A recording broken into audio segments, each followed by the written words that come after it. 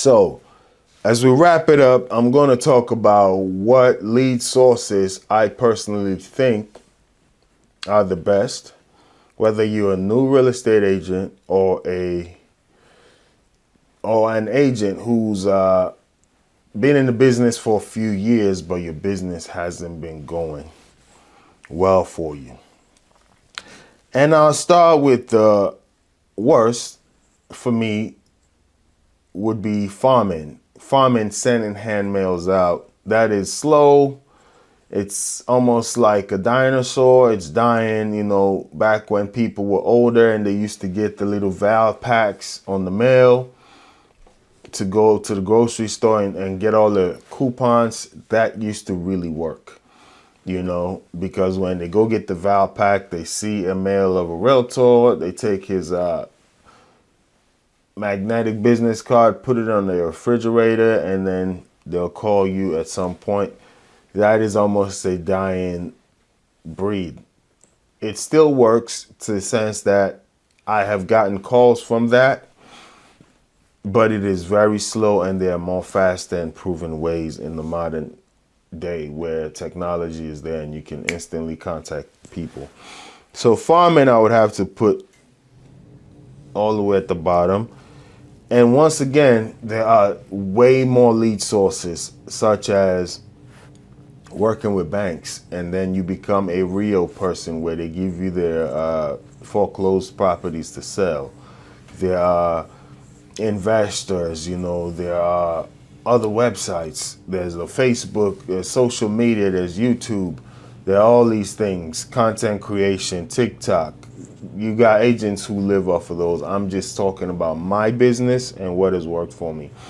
I do YouTube, as you can see right here. And for me, YouTube has been used as a tool to solidify my status as an agent, right? Not only do I have resumes and houses that I've sold now, but YouTube videos come handy when I get a question from a client. I do answer them, and I send them a video like, hey, check this out. When they ask me about the Maryland Mortgage Program, I can just send them a video. Hey, this is what I know about the Maryland Mortgage Program. Here are links, but check this video out that I did. You can watch it on your spare time. Or first time home buyer, home seller. So these videos kind of go hand in hand, and they also are marketing material. When I farm, when I call, when I email, I tag in a YouTube video. So that's how I've used them to help my business. But they haven't given me a business, just somebody searching online, find me and call me. I haven't received that. I've possibly have, and I don't know, because I get leads through my websites, and maybe they originated from YouTube. I don't know. But I still do them. So there are business models, but the ones that have worked and haven't worked for me, farming is one that it can work, but it's slow. The next one I would say would possibly be door knocking. Door knocking, once again, I built some rapport. I just couldn't do it. It was too time consuming. You knock on doors. Sometimes people are in there, don't want to open. Same with me. If I don't know you're coming, you knock on my door, I may not open. So door knocking, it's not my thing. Once again, this goes to what you are most comfortable with. Door knocking is not my thing.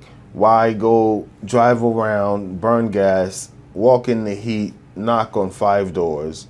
In the time I'm doing that, I can possibly sit on the phone and call 100 people. If the goal is to talk to people, I can do it faster. But door knocking is the most effective because you get face to face with people, right? But slow, same as farming, which is hand mailing material out. Slow. They can be used to complement. For instance, for me, farming can be used to complement. If I have already spoken to you, I can farm you now and send you material and stay connected. Third, from the bottom, I would say, is Realtor.com. Didn't close anything with them. Surprisingly, I put in some more money because I feel like they have a model that can work. I did get a lead that was pretty solid. Unfortunately, he didn't move. That's nothing I can do about that. He was considering it, and I'm still, going to keep farming and working with that. And then even recently that I got back on Realtor.com about a month ago, I've already had one or two solid leads. One of them is already listed, but I don't think their current agent is doing the job. So they reached out to me on Realtor.com. And when I spoke to them, I didn't even know the house was listed. It's just I went to make a CMA form and I'm like, oh, you guys have listed already. Yeah, but I said, well, I can't really solicit your business legally if there's a listing there. But if you ask me personally, I think you guys are overpriced. I would love to take the listing, but I see a house that is double your square footage. It's a very nice neighborhood, but it's sold for $5,000 less than you guys are listing right now. And it's right around the corner from you. Multiple houses have sold that are double your square footage that are not going for as much as you are asking. That's just my personal opinion. But you do have a contract right now. If you want to move forward in the future, I'll be happy to talk to you. But so Realtor.com, I have a good feeling with, but it just hasn't translated yet, right? But you can kind of see the lead quality. I can work with this. Redfin, as I mentioned, would be very decent because I've closed multiple deals. I got one under contract from Redfin now. I got 2 or 3 potential buyers this year that are all Redfin contacts. So Redfin is decent. It's just, as I mentioned, they have their agents, which I wholeheartedly believe get the big deals. And you may be a bottom feeder and a scavenger, just getting what trickles down from their Redfin agents. So for me, it's complimentary. I wouldn't put all my eggs on that. I would never advise any agent at all to put all their eggs on one lead source anyway. But Redfin does its job for me. It trickles down. I get what I can get from them. But I got to pay them a lot of money when we do close, up to 33% or even higher based on the price of the house. But that is a model that works. Just be ready to go chase a lot of unqualified buyers, if I may. People that are buying $100,000 houses, $80,000 houses. Is it really worth it in this area when you can do other lead sources? And for instance, when I target a certain amount. I don't go higher than I've done, and I don't go lower. I'm in a nice price range, you understand?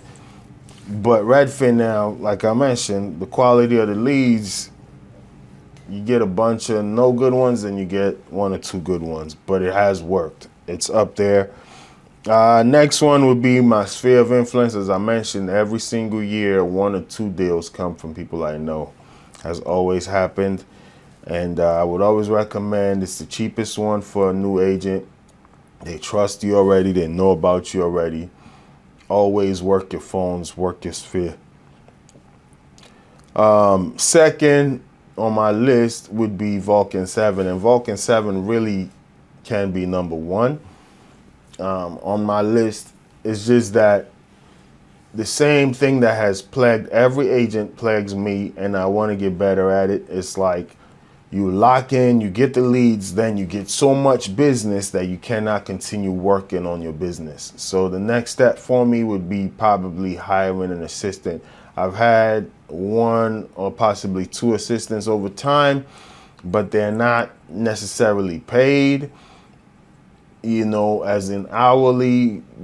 You may pay them in whatever way you want to pay them, but it's not structured, so it goes up and down. They have more important things to do sometimes, And that is where I now get a bunch of deals under contract, and I'm working to see those deals through rather than working on generating leads. And then the Vulcan 7 goes up and then down. But I feel as though if I can get an assistant to handle the back end of things for me, Vulcan 7 would be number one on my list, because I can track it. If I make these amount of calls, I'm going to get these amount of deals. It's just that I don't have the support system sometimes to do the back end things. I want to see it through myself, because there's a learning curve in training some assistants. You tell them to do things, or even tell them to edit videos or whatever it may be, and you see the quality is not there. So I got to make sure I see it through. Just for the client, my reputation is on the line. And while I focus on that, I lose a little steam on the prospecting side. But Vulcan 7 has always worked for me every year I've used it.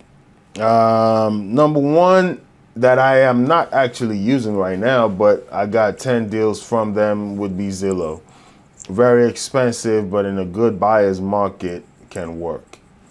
It's just very, very expensive. I remember the neighborhood I was doing was almost $1,600 a month to get the high quality leads. And you do close 500,000, 550, 900, whatever it may be. This neighborhood here was a very solid neighborhood. Actually, the neighborhood I live in, all the houses are over 480 on average, but you're going to pay that $1,600 a month. And then when it does close, it may be 13,000 plus. So it's worth it. But when you go into a year like last year, when the interest rates are through the roof and nobody's buying, Zillow still wants that $1,600 a month.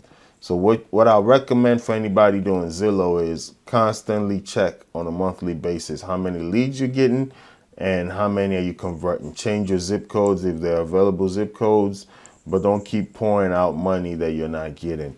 Be on top of it. Give them a call like, hey, I've been paying this much, I'm not getting leads. You know, let's see what's going on with that, and try to rearrange your zip codes that you're working with. Well, I hope that has worked. I would say number one that has worked for me, that I wouldn't think is number one, is Zillow. Number two would be Vulcan 7. If I can consistently work on it, I would put Vulcan 7 before Zillow, just because of the cost and systematically how that can work. Number three would be my sphere of influence. Number four would be Redfin. Number five would be Realtor.com. Number six would be farming. And number seven would be door knocking. You can swap those two. All right.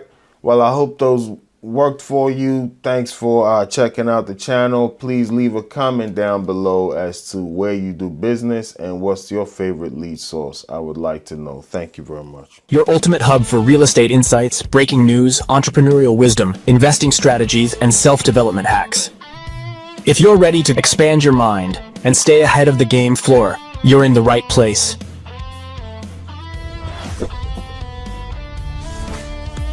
Subscribe now. Your future self will thank you.